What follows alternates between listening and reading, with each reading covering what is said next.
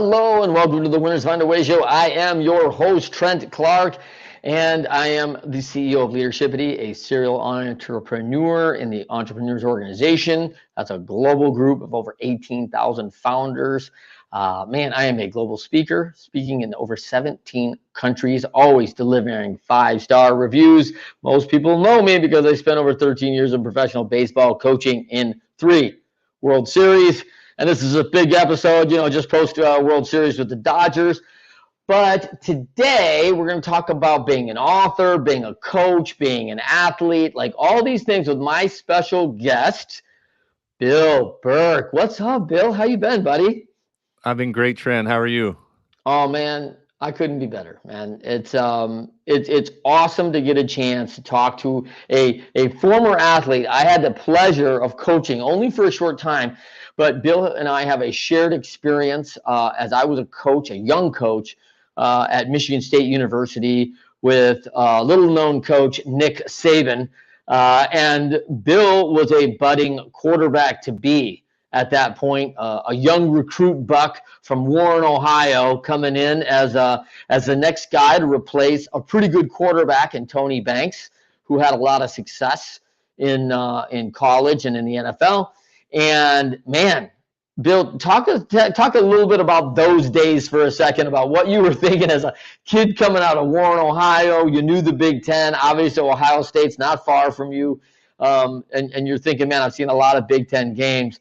And here's this coach who also is a Cleveland Browns coach in that moment when he's recruiting you, because he'd just taken the job as the head coach of the Michigan State Spartans, but he was still fulfilling his obligation as a defensive backs guy for another coach that most people didn't know named Bill Belichick over at the Cleveland Browns.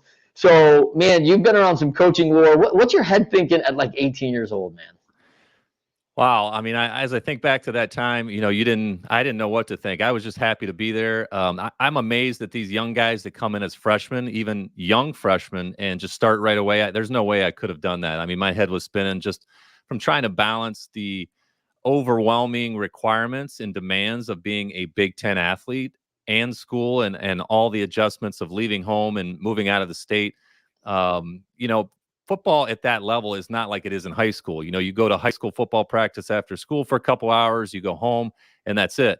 At Michigan State or in college, there are endless amounts of meetings. There's film work. There's, of course, on-field practice. There's post-practice meetings. There's study hall at night.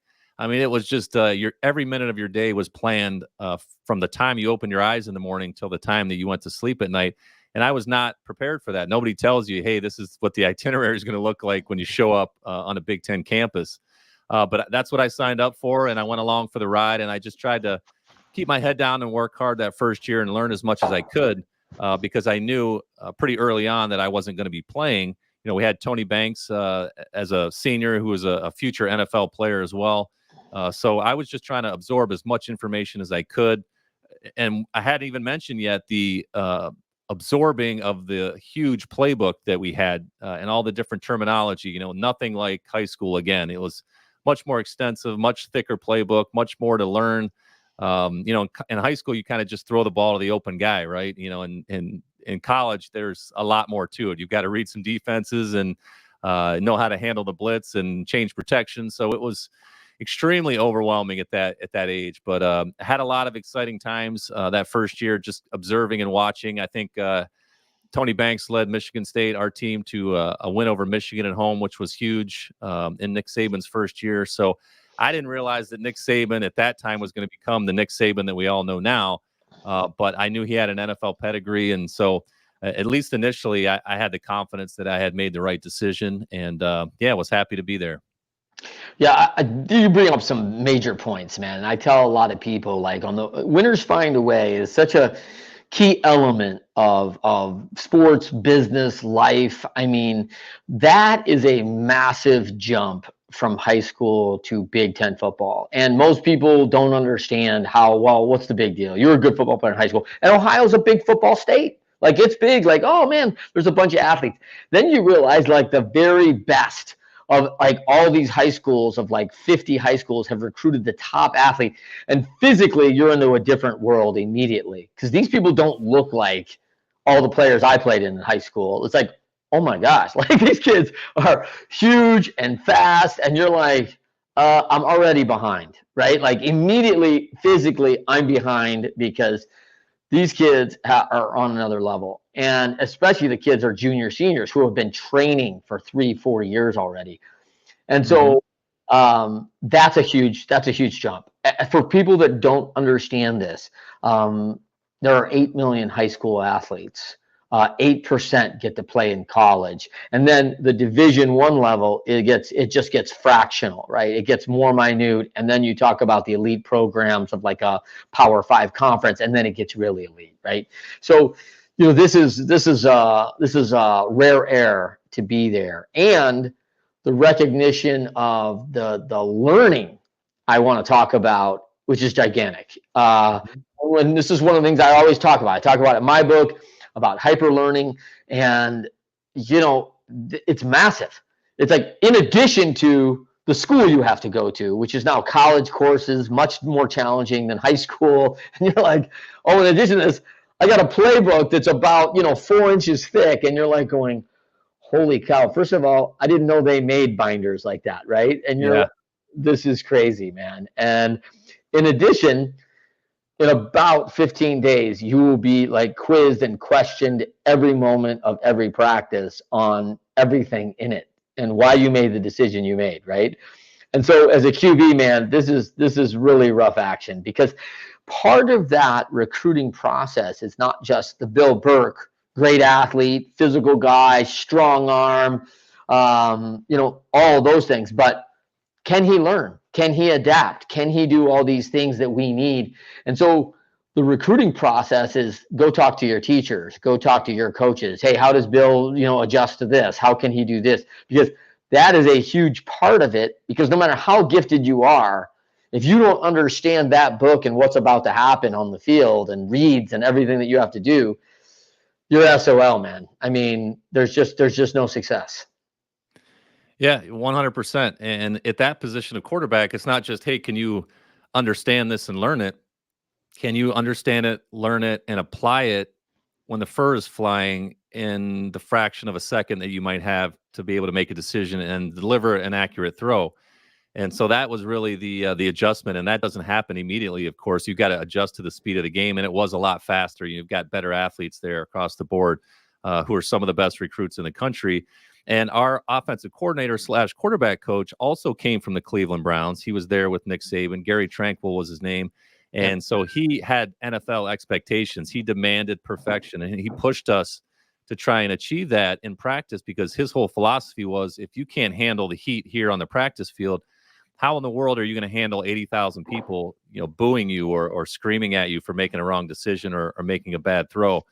So, you really had to stretch your mind as much as you did your physical capabilities at that level. And again, like I said, my head was spinning at that point, especially at the beginning of training camp as a freshman, because the varsity or the upperclassmen aren't even there yet. You get 3 days, just that freshman class of 2 practices a day with the coaching staff, and it's just rapid fire. You're getting almost every rep. There's not a lot of rest. There's not a lot of time to kind of, make a lot of mistakes, although we made a lot of them. They want to see how fast you can absorb things, and they really wanted to put the pressure on you. So it was a bit of a relief once the upperclassmen showed up after a few days, and you could kind of catch your breath and get your head above water a little bit as a first-year player. Yeah, and your time slot, is your journey at MSU. It kind of really coincided with Coach Saban's, right? About a 5-year program, coming in as, I guess, 6 for Nick technically, because he got the off season, but you go in there, you're a red shirt, then you got 4 years of eligibility. You go through that, play right through your 5th year, and then on to NFL and play undrafted free agent with the Giants, a couple tryouts with Washington with the Redskins, and then a little tryout with the XFL, which is, you find out a very different level than what, the standards. One of the things that you mentioned kind of offline that I really got a kick out of, that interested me, and I felt the same challenge in pro sports was, there's programs that are run really well. And when you go into new organizations and the organizations that are run differently, Nick runs a tight ship, man. He was a great leader at Toledo. That's how I knew Coach Saban before I got there, and he knew me, was because he was coach of the Toledo Rockets for a year before he returned back to the Browns. And so Matt Eberflus, now head coach of the Bears, was a walk-on there who he'd made the team captain. And, it was pretty impressive that he recognized these kind of leadership skills at that time and wanted guys who would get into the system and know how to operate under his demands and strategy and standard. And his standard is very high. Like I tell a lot of people, like, set your standards high, because I've never seen people go, oh, here's the standard, it's really low. You know what I'm going to do? I'm going to eclipse the standard and double it, because we don't tend to self-motivate like that. We're like, well, I'm above the standard, so I'm fine. And I think very few people in Nick's world met his standard. Like it was so high that, you were always trying to butt up against it and get close, but it was tough. So walk me through some of the learnings that you had, together over those 5 years. Oh man, there's so many. I remember one specific time he called me into his office, and I can't remember exactly where I was in terms of my age level at that point. But he called me in, and it's just one-on-one. And, he really gave me a quick little insight into how things are in the NFL. He said every game in the NFL, every single game comes down to the last 2 minutes of the game. So you can't ever rest during a college football game and think that just because you're up by a couple of touchdowns, that's going to be the outcome of the game. And I really took that to heart, because he's right. The margin for error and the competitive level at the Big Ten level was so tight. Even though it's a mile away from what it is in the NFL, it's still much higher than you can expect at the high school level. So I really understood that and kind of put that in my back pocket. And then fast forward a year to my senior year, we're playing Michigan, and we're both undefeated at that time. And Tom Brady is quarterback in the Michigan Wolverines, and we got up pretty big in the third quarter. I think it was something like 31-14 or 17. And I just thought back to that conversation with Coach Saban in his office, and sure enough, late in the fourth quarter, Brady's bringing him back, and it's now a 3-point game. And so I never, as much as everybody might have been celebrating in the fourth quarter on the sideline, I always remember what he said to me. And, you've got to, it's a cliche, but you've got to play for 60 minutes. It's never over until the final gun sounds, so to speak. And he was right, and he had that experience, and he imparted that on me. I think that was really crucial for my mindset, especially in huge games like that one was, when we were both undefeated. Michigan was ranked 3rd in the country, I believe, and we were 11. So, and that really helped us from a team perspective maintain our composure and our focus for the entire length of the game. And that enabled us to get that win, where in past seasons in that situation, we might have just kind of took our foot off the gas a little bit and not come out of there with the win. So that was one thing. I think he's so detail focused, which I think really makes him great. And I tell people all the time, he's not just one of the greatest college football coaches ever or the greatest. He's one of the best CEOs in America in any industry, just because of how talented he is, wearing all the different hats that you have to as a leader at that level. So yeah, he just the lessons go on, and he's having an impact on me when 25 years later I'm now turning around and conveying these same lessons to my kids, before they walk out of the door in the morning to go to school. Yeah, I think the same for me. And I was a short timer with him, right? I mean, I've got a couple different, spots there where I got to know him a little bit, but that's a great insight. Maybe one of the best CEOs. And I second that 100%. Man, that's so impactful. And that game is a famous game because of the Brady 6. It's highlighted often because of Tom Brady sitting out 2 quarters of that game because Drew Henson, they had to split time, right? Yeah. And so they had to have Henson. I think Henson played part of the first quarter into the second, and then he played almost all the third quarter. And then they were like, you guys got that big lead. And they're like, okay, bring Brady back. And, by all accounts, it's just like Brady ran out of time. It wasn't like he wasn't going to do it. It's just like the clock beat him, not the Spartans. You know what I mean? Because he was on fire. I mean, that fourth quarter, he was just leading and driving, and you're just like, dang, man, like there's so many things. You cannot rest. It's such a good example and such a good lesson. And I mean, Saban's got hundreds of them, man. It's just crazy, thousands probably. And so let's talk a little bit more about you. Now you settled down with this young lady from Michigan State and Lansing area. Now the oxymoron is that you never met her while you were at Michigan State, but like you were there with her. But it's a big campus. There are about 50,000 plus kids at Michigan State. So beautiful, gorgeous campus. She's a Lansing native. You met her after you got out of university and after that. So very cool. Been in the financial services for a long time. Helping other people, still quarterbacking finances for people, still directing traffic.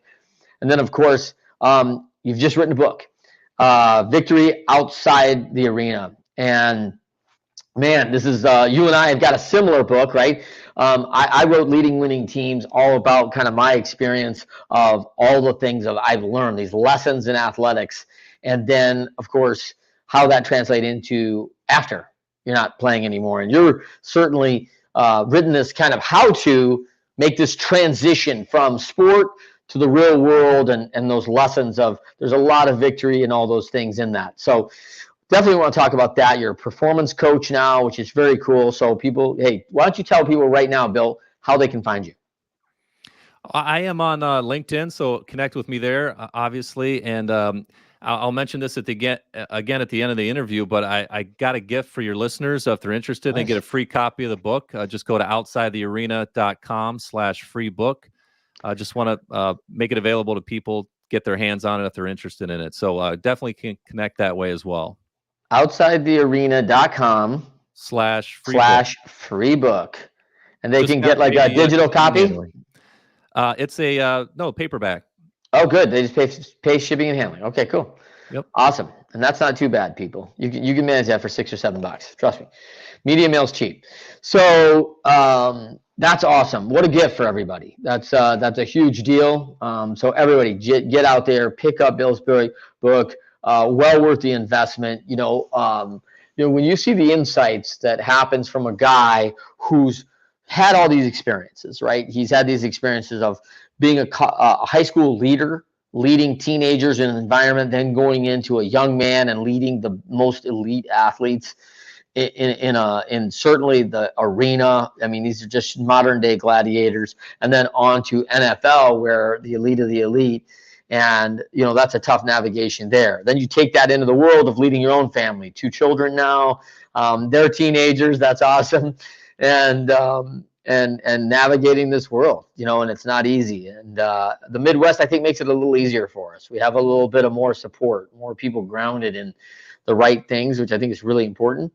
But as you talk through this thing, we talk a lot about where you're from, how important that is. One thing most people may not know about you is that you're an Arizona kid, actually. You were born in AZ, and I just came back from Phoenix. I actually was speaking there last week, and I laughed because I was on the golf course with a couple guys who actually were born and raised in Arizona. I'm like, oh, so you're the ones, like that's it, because it feels like everybody else in Arizona, if you're born there, you leave, and everyone else who lives there now was never born there, right? They come to enjoy their retirement or whatever. So great environment out in Arizona, but young age. The parents said what, they got transferred for work or something, had to go to Ohio.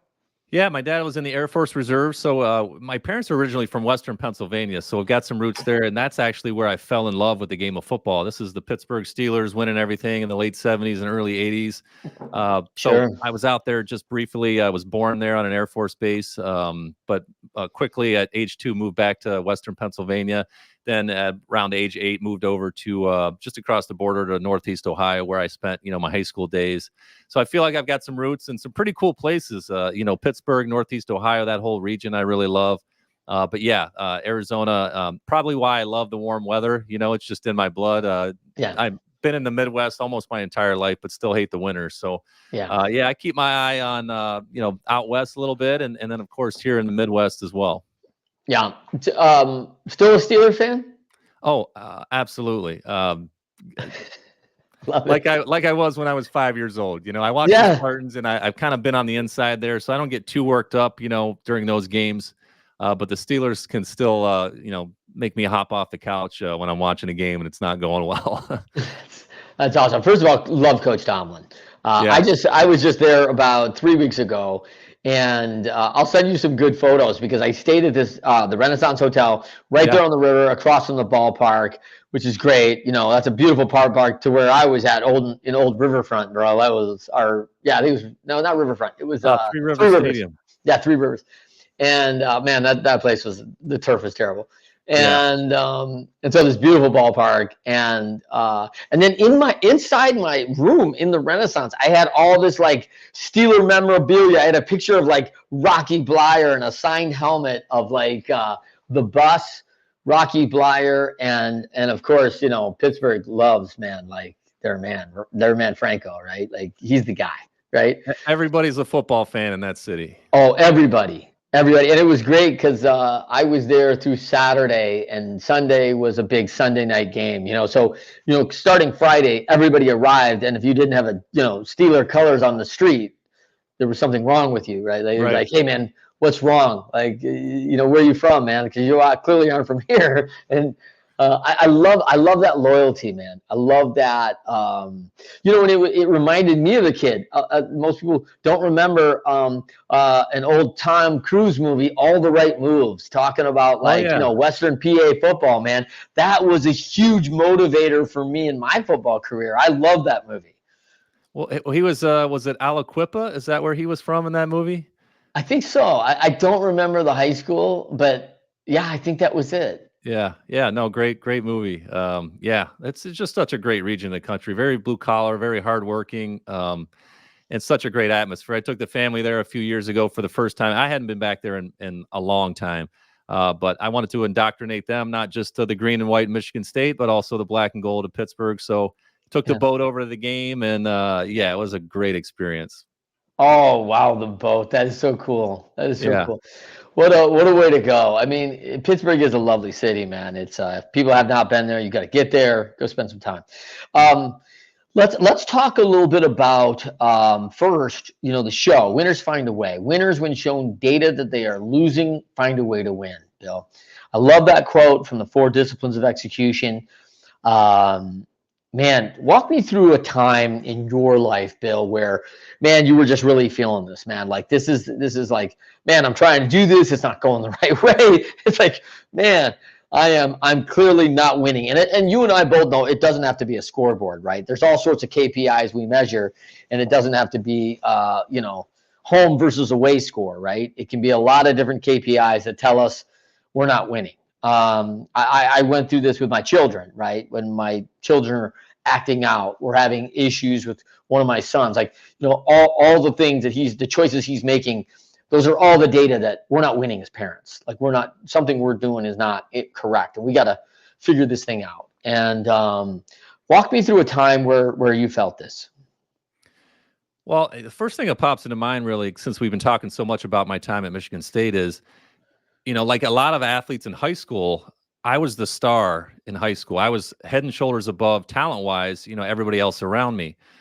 So when I get to Michigan State, obviously there's that honeymoon period where you're being recruited and, you're being patted on the back and, hey, we want you to come here. We love you. And then once you sign on the dotted line and you show up for training camp and you're issued your gear and it's time to go to practice, that honeymoon stuff is over. It's time to go to work and you're at the bottom of the ladder now. So, I was the lone recruit in that recruiting class in Nick Saban's first recruiting class. So I went through the summer before I reported, was feeling good. And then late summer, I got word, through the grapevine, this is before the internet, of course, that there was a big transfer coming over into Michigan State by the name of Gus Ornstein from Notre Dame. And coming out of high school, he was one of the top recruits in the entire country. So I'm like, okay, that was my first sign that maybe they don't love me as much as they thought, or I thought they loved me. So anyway, as time went on through that first year and even that second year, I started to realize that I wasn't the guy with the strongest arm. I certainly wasn't the fastest guy. I wasn't the most talented guy. Of course, was not the most highest recruited guy on all the lists. So I started to figure out, though, that I needed to find kind of a different non-physical edge if I was going to really do this thing and rise to the top of the depth chart. So what I realized my strength is I was able to put those plays together coming in from the sideline. Eventually I wasn't in need of having the entire play signaled in for me. The coach could have just signaled in the formation and I could have put the play with the formation. Whereas some of the other guys on the roster at the position maybe had a stronger arm, but they couldn't do that as quickly or as well as I could. And once I showed the coaches that I could do that, that kind of raised some eyebrows here. And they kind of knew that I was cerebral enough to make those smart decisions, to be able to put things together when the play clock is winding down.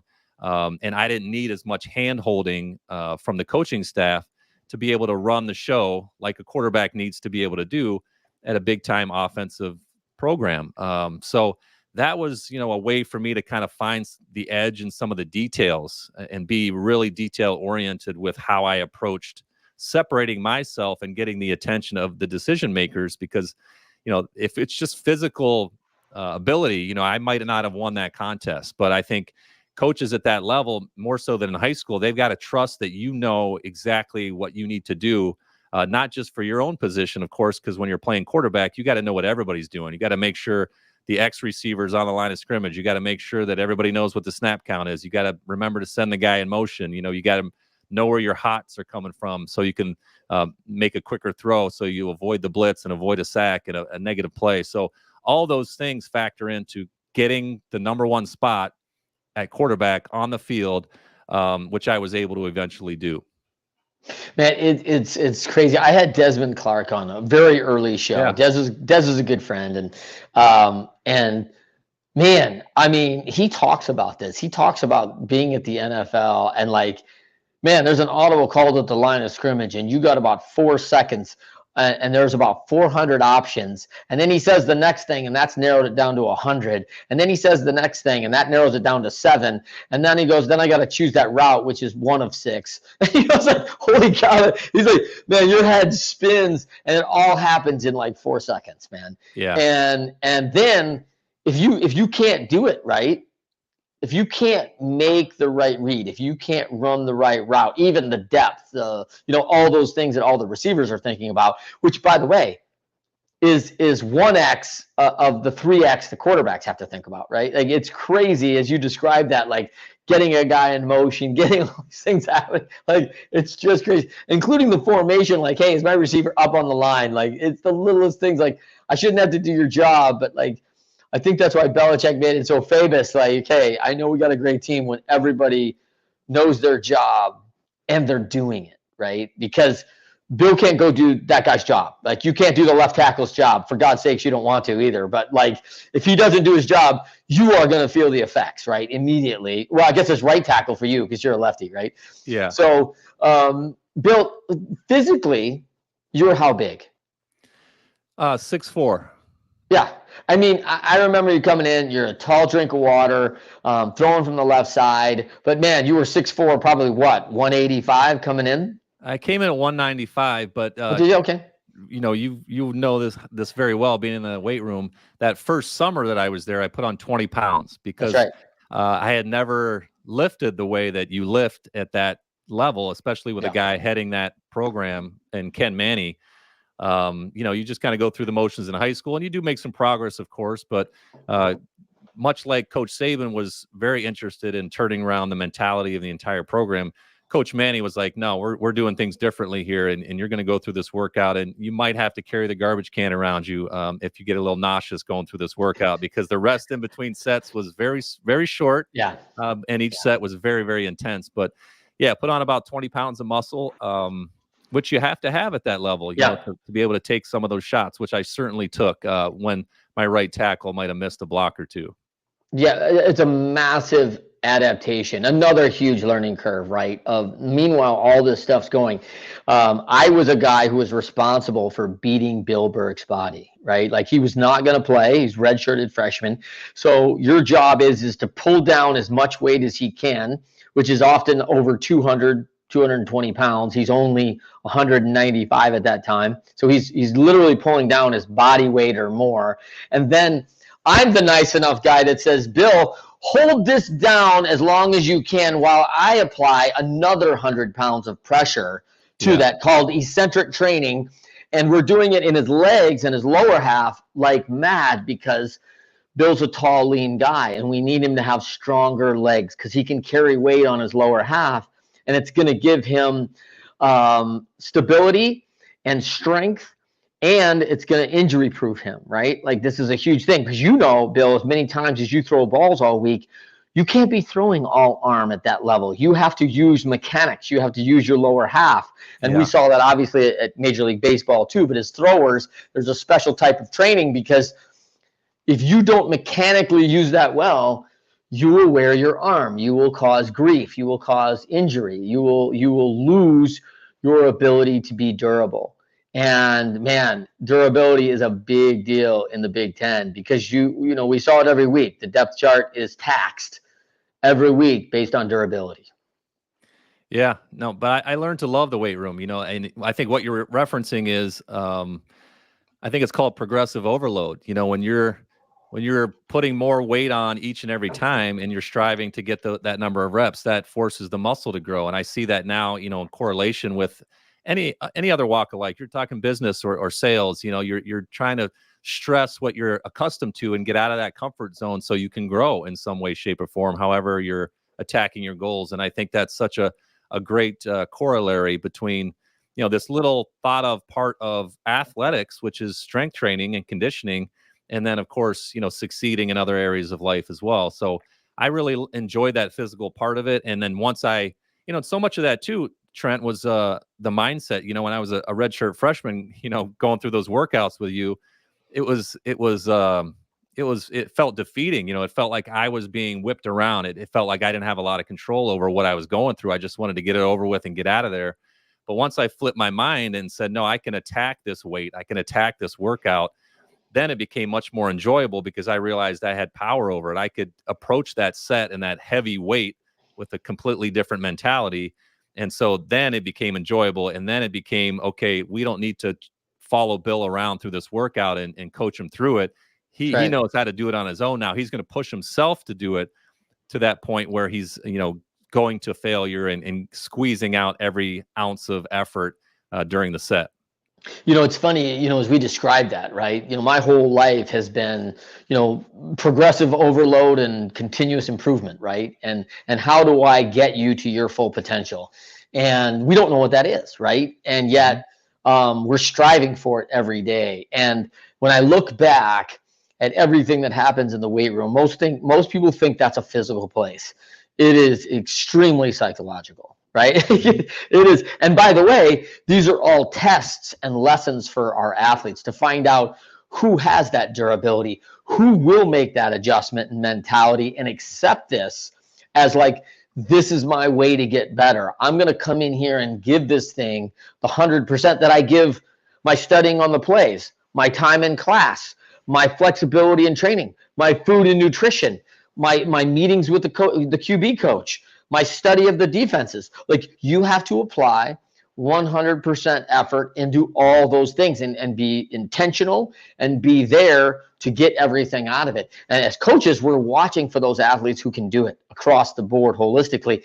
Just like in business, we're watching for who's looking for the whole P&L and understanding what's happening with our cash and our capital, and how our culture's treating people, and how our customer feels about us. And there's so much synergy in that athletic that just applies right over to business. It's amazing.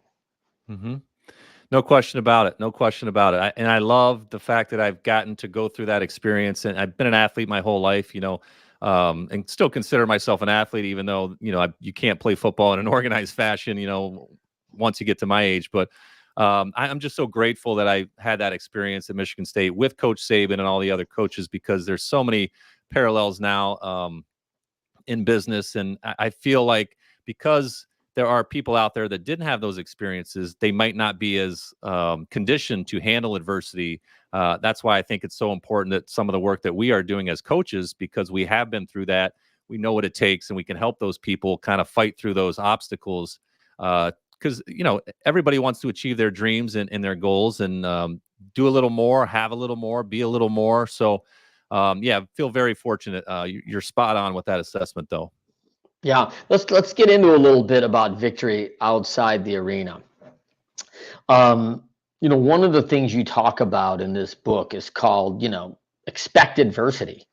And this, my quick story on that was coaching a young high school high school hockey team that my son was a part of. And I was just helping out, just helping them physically with their stuff, but certainly working on the mentality of the athletes. And we had one particular athlete who was truly exceptional.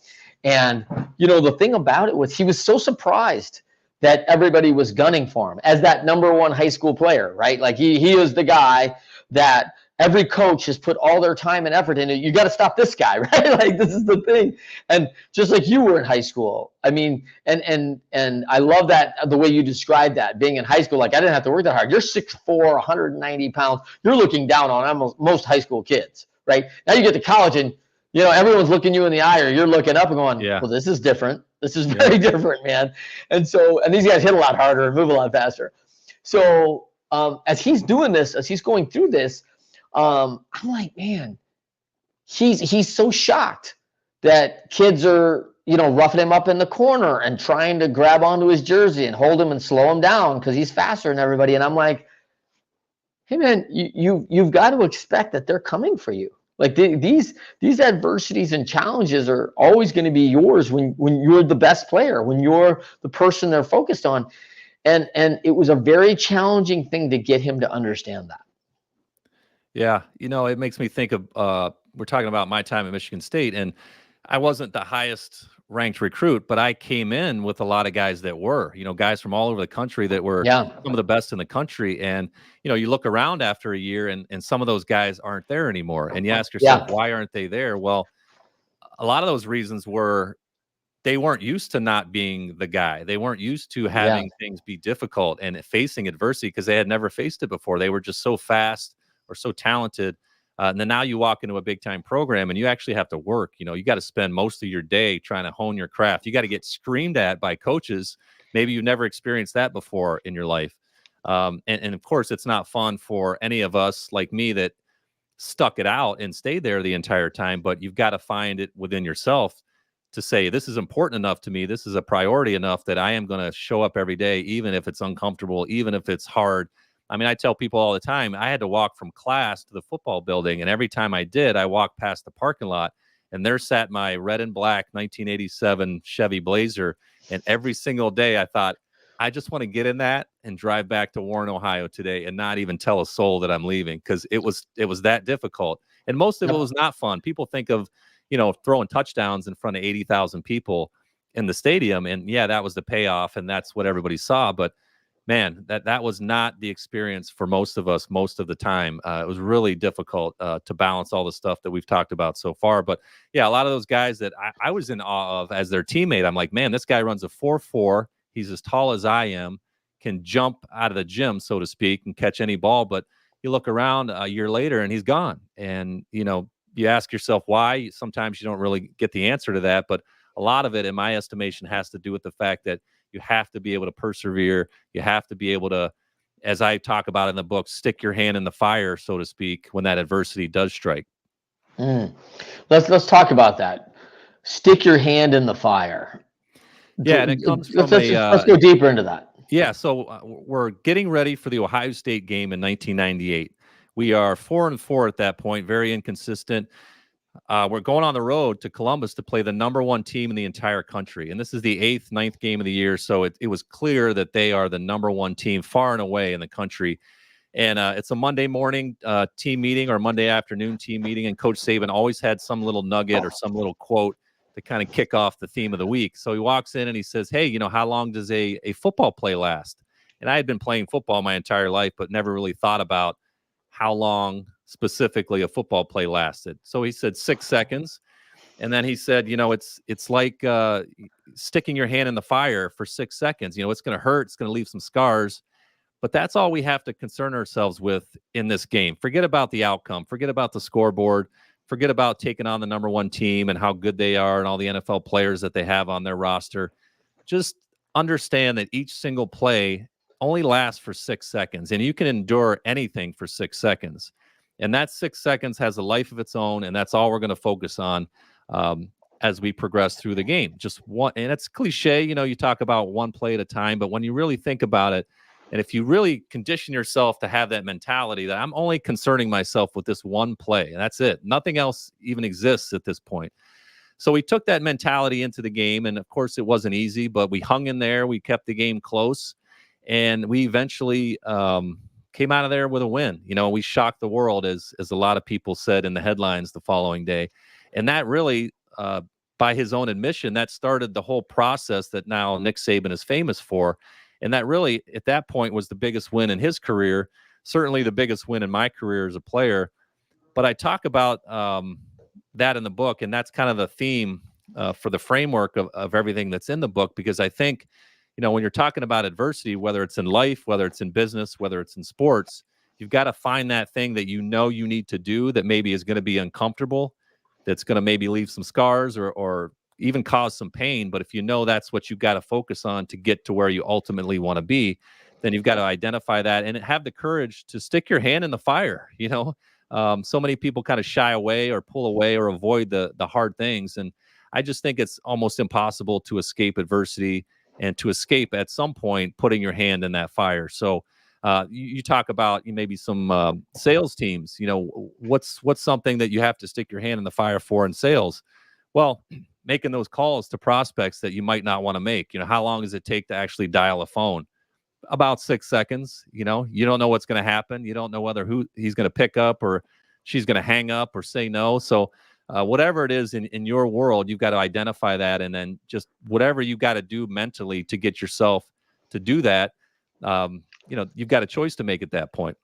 Yeah, I love it. I talk to a lot of organizations about this, about adversity and challenge. And anyone who works with leadership one of the first things we do is we remove the word problems from the vocabulary. I hate the word. It's not inspiring. It's never led to anything real positive. And typically, it doesn't motivate people to come around each other, right? But I know, like Bill Burke, if I said, man, Bill, I got a real challenge, Bill Burke leans on the front of his seat, leans in and says, hey, I'm up for it. How can I help you? Right? That's how the people do very well. And our organizations are filled with people who want to step in and manage the challenges. And quite frankly, if there weren't challenges, if there weren't adversity, most of us wouldn't be needed in our organizations, right? So when people complain that there's adversity and challenge, I'm like, hey, this is why you're here. This is why you have the job you have. This is why you're in the role, because you're a person who's been known to manage these levels of adversity and challenge and can come in and provide some solutions and provide some answers and direction for us to move a different way and find a way to win.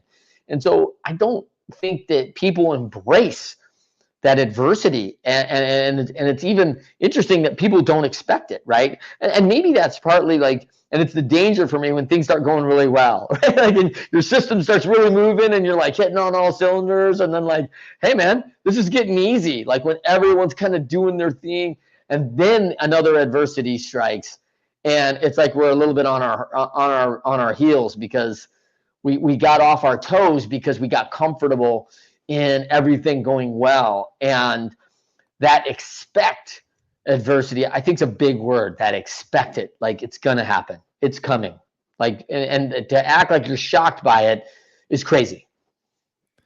Yeah, I love it too, because it's comforting almost to expect it, to know your enemy, to know what's coming, to know what's around the corner. It's shocking, I think, to some people when they're kind of oblivious to the fact that it might happen.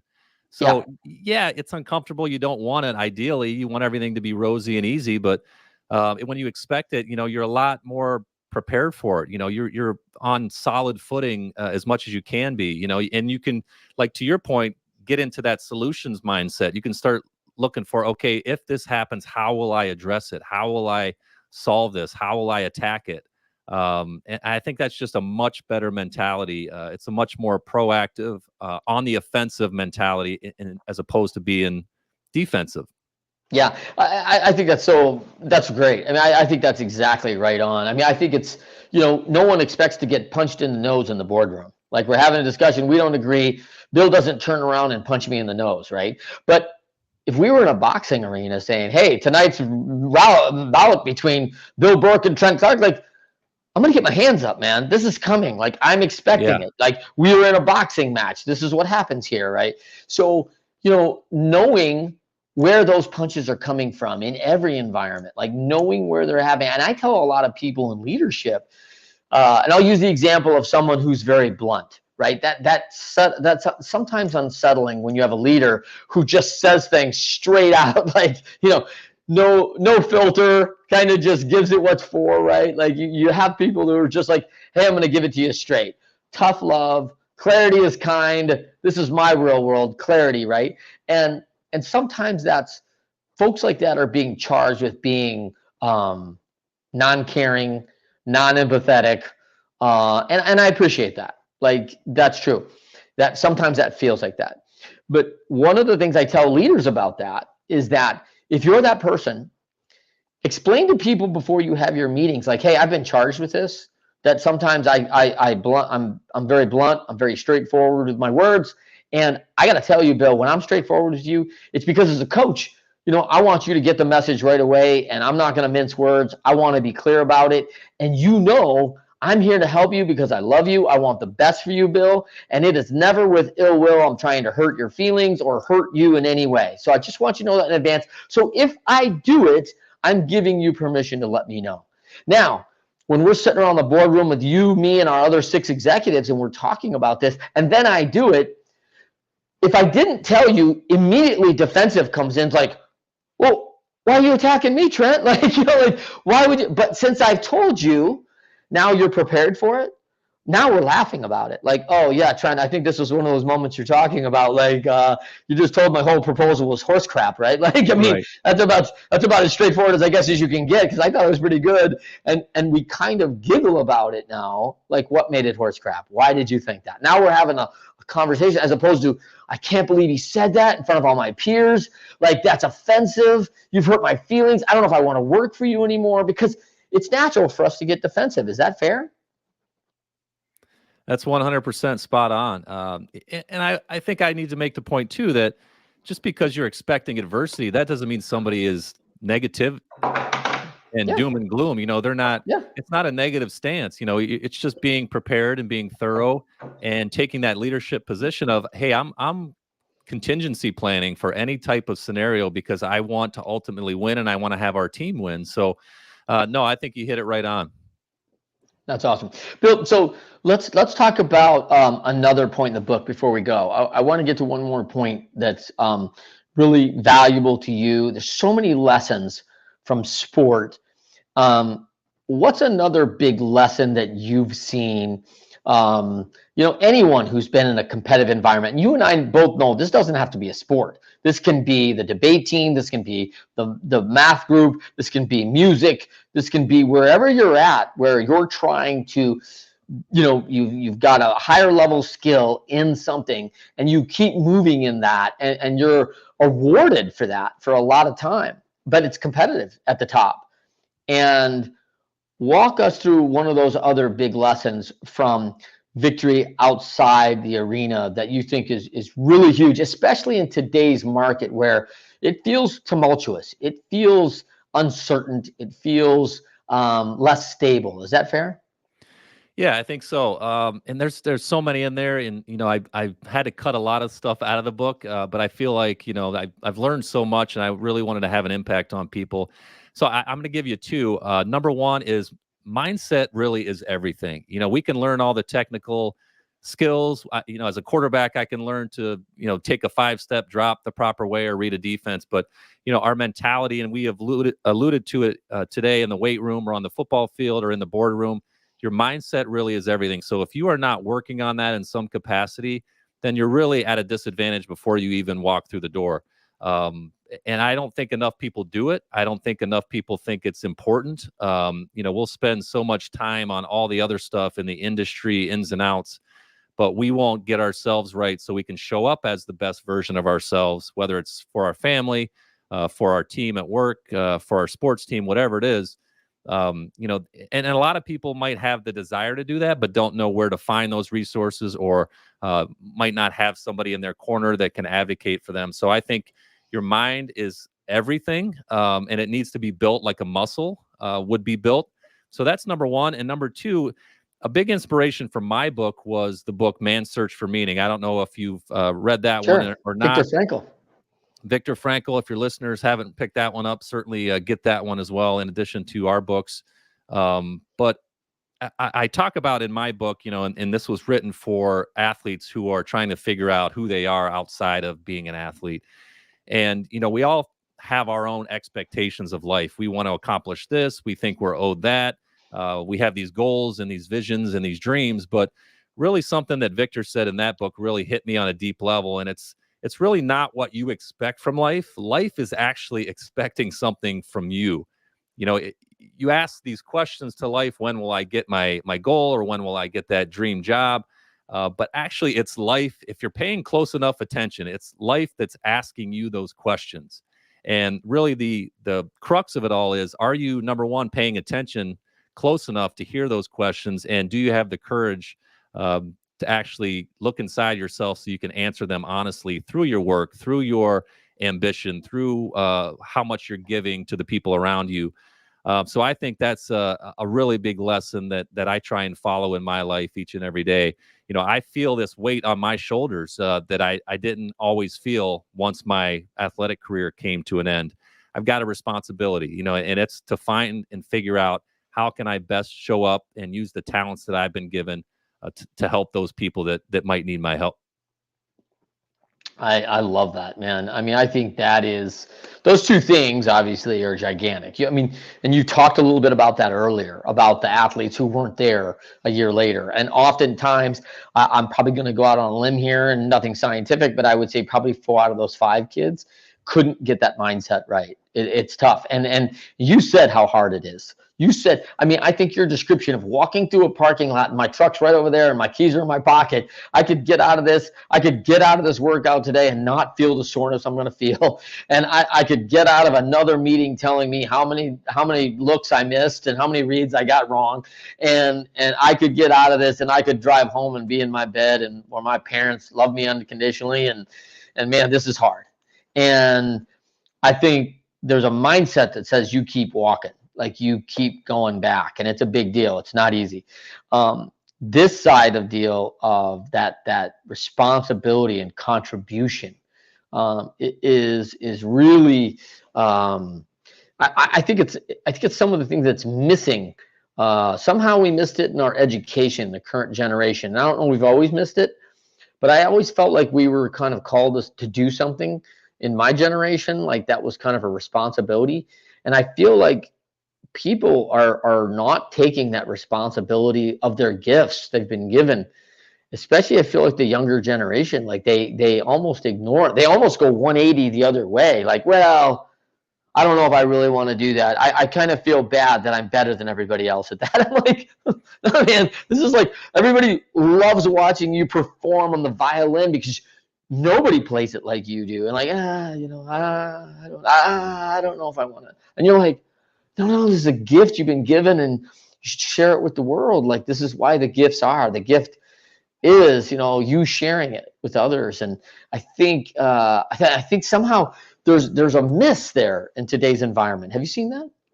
Yeah, I agree with you. And I think people need to realize that, by you showing your gift to the world or playing that instrument, better than anybody else, it's not like you're being arrogant in any way. You don't understand that you might be having a silent impact on somebody that's watching you perform your gift. And that might inspire that person to take up the instrument or to do whatever they love and have the courage to go on a stage and perform.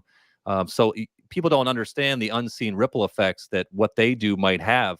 I played football and I was out there running around on the gridiron because I love to do it. It was just fun for me. But who knows all the fans that were fans of mine and experienced the joy of watching me play, many of whom I've never even met and will never meet. So having an impact on other people, whether you realize it or not, is really, I think, one of the big reasons why we're all here. And, it's that mentality of getting outside of yourself and understanding that you're a part of this bigger picture that really has inspired me to do what I'm doing now. And I think, that mentality can serve a lot of people well if you just kind of shift your perspective on exactly what you're doing and how it might affect those around you. Yeah, I think that's so right on. So right on, man. Crazy. So good stuff. So let's pivot here to wrap things up here. A lot of people challenged today in the environment. A lot of people are faced with a lot of adversity right now. What would you tell someone right now going through one of those winning, they're not winning. They feel like they're losing. What would you tell them right now? Well, what we talked about before, I would say number one, you've got to get your mind right, and certainly you don't have to do that by yourself. There's many resources out there. There's great coaches. There's friends, family. There are people that have been through those same trials before, and if it's possible, and if it's been done somewhere in the world before, then it's possible for you as well. And I think I read a lot of books. I love learning from some of those mentors that I never met and never will meet. But I think, having the perspective that time is ticking for all of us, even though we might not see the giant clock on the wall, ticking off the seconds. And, in a large scale, we're all going to be gone one day. We're all going to be gone one day. And so you want to take care of the precious moments that each and every one of us have. So whatever you're going through right now, it's not going to last forever. I don't care what it is. It's going to come and go like everything else does. All the good things in your life, those are going to come and go as well, unfortunately. So it's all just, they're passing clouds, so to speak. So I take solace in the fact that when I do run into some adversity, I love the comfort and the expectation of knowing that, yeah, it's really hard right now. It's really thick, but it's not going to be around forever. There are brighter days tomorrow. And I think, that mindset can get you through a lot, surprisingly. I think one of the most powerful things that we have at our disposal, besides our time, is our mind. So whatever you've got to do to strengthen that, the guy that we've talked about a lot here, Nick Saban, used to walk out onto the practice field at the beginning of every practice, and he would just kind of scream to anybody that was listening, get your mind right, get your mind right for today. And the players would echo that sentiment as well. And that is actually the first sentence in one of the chapters of my book. Just get your mind right, however you got to do that, because that can really carry and be your strength through all of that adversity that we've talked about so far. I love it. All right. For everybody else, thank you so much for joining us on the Winners Find a Way show. Bill, tell them where they can find you again. They can grab a free copy of the book, paperback copy at outsidethearena.com/free book, or hit me up on LinkedIn or even on Instagram at Outside the Arena. That's awesome. Bill, thank you so much for joining us on the Winners Find a Way show. Awesome show. Love talking to Bill. So great to reconnect too, man. For everyone, we do Winners Find a Way every Thursday at 10 a.m. Eastern, 7 a.m. Pacific. And you remember we got a time change this week, so we all should be back on our clock now. So we should be good on that fallback. And for Arizona, I'll just stay on your time. So now you're on a new slot for the hour. But thrilled to have everyone here joining us on the Winners Find a Way show. Go out, buy that book, Victory Outside the Arena by Bill Burke. You're going to love it. You're going to get that. Please pick up my book, Leading Winning Teams. So excited that we launch our audiobook on November 12th coming. That'll be on sale then. So another little hitch in our sales process. So super excited about that. Thankful for Wiley and our publisher and getting all that done. So audiobook, and get it on your audio program, whatever you're listening on November 12th. So buy as a gift. Same thing with Bill's book. You're going to love it. And hey, for everybody out there, thanks for joining us, and winners, find a way.